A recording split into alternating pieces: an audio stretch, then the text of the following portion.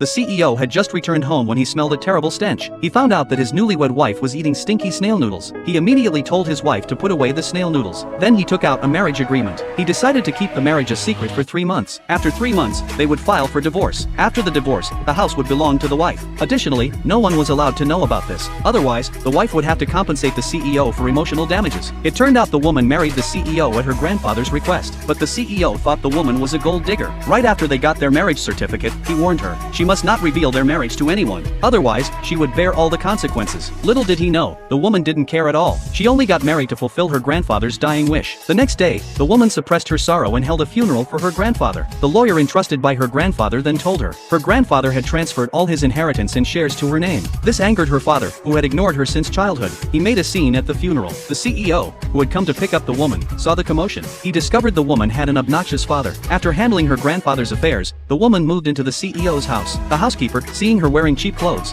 thought she wouldn't last long in the house, so she didn't treat the CEO's wife with respect. The housekeeper even arrogantly said she was taking time off, and told the woman to handle dinner by herself. So the woman was left eating snail noodles alone at home. Unexpectedly, the CEO suddenly came home. She was so startled that she hurriedly put away the snail noodles. The CEO handed her a marriage agreement, saying that they would get divorced in 3 months. The woman was furious when she saw the agreement, because she wasn't after the CEO's money at all. After all, her grandfather's inheritance was enough for her to live comfortably, so she signed the marriage agreement, planning to peacefully get through the next 3 months. One day, as she prepared to go to work, her father came to the door again. He demanded that she transfer all her grandfather's inheritance to him. The woman thought about how he hadn't fulfilled his responsibilities as a father all these years, and even worse, he had caused her mother's death. The woman refused to give up the inheritance. Her father was so angry that he tried to hit her on the spot. Fortunately, her colleague arrived in time to stop him. Her father didn't want to make a public scene, so he left in a huff. But her greedy father didn't intend to give up so easily. Encouraged by her stepmother and stepsister, he hired some thugs. They planned to teach the woman a lesson. The woman was already a black belt in Taekwondo. She easily beat them to their knees, begging for mercy. This scene was coincidentally witnessed by the passing CEO. The CEO's friend became interested in the woman.